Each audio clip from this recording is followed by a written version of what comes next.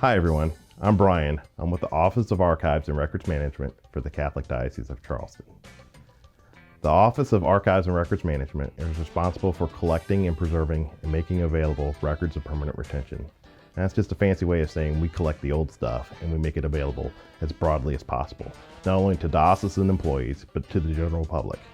The ultimate end of our mission is to collect, preserve, and make available the history of Catholicism within the boundaries of the diocese, even as those boundaries have changed.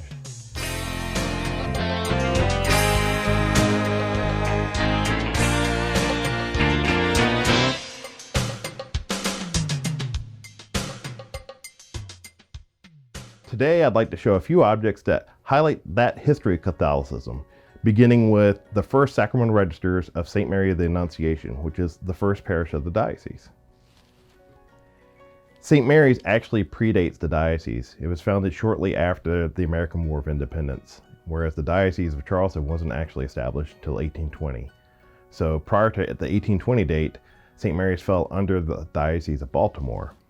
Here we have the earliest sacramental register, with the earliest entries dating to 1792. As you can see, it's showing its age, but it has been conserved several times. The entries in here range from Latin to English to French. The largest number of early parishioners were actually French.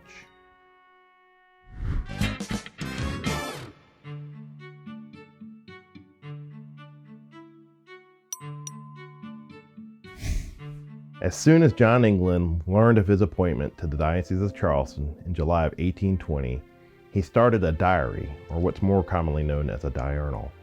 In it, he recorded the first 2 years of his assignment here in Charleston.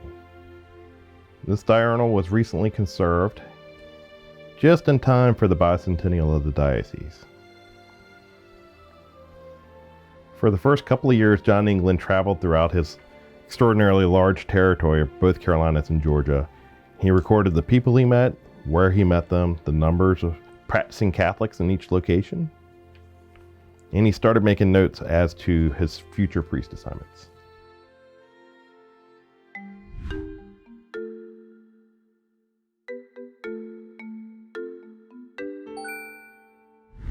The current cathedral is the third building of its type. It's the third cathedral church.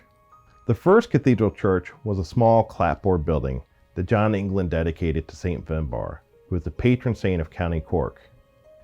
The second cathedral was actually the first masonry cathedral, and it was dedicated to St. Finbarr and St. John. Unfortunately, it was burned in the Peninsula Fire of 1861. So the next object I'd like to show you is a stereograph of the ruins of that particular cathedral.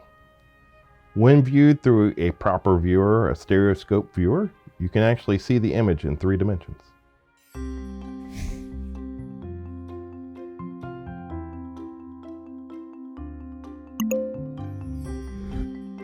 St. Lawrence Cemetery was founded by the diocese in 1851.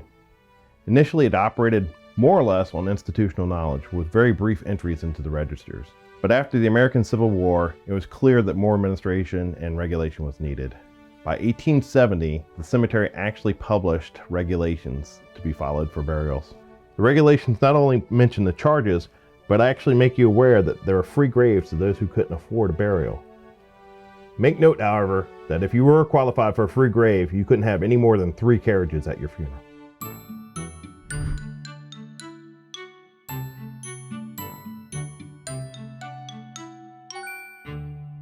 After the American Civil War, diocesan parishes and schools were racially segregated. Immaculate Conception School was founded in Charleston to serve the Black Catholics on the peninsula. At the beginning of the Civil Rights Movement, Diocese of Charleston was among the earliest to act in the nation. In 1954, St. Anne's School in Rock Hill was the first to integrate in South Carolina.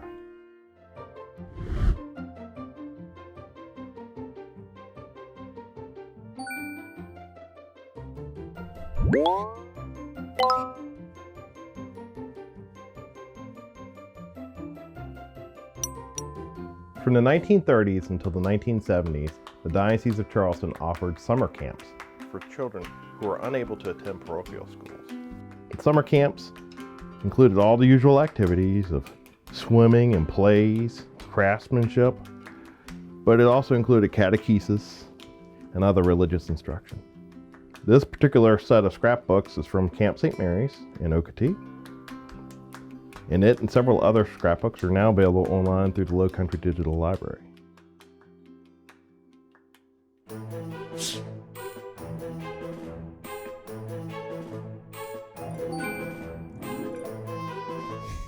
Thanks for dropping in and allowing me the time to show you a few items that are relevant to the Diocese of Charleston Bicentennial celebration.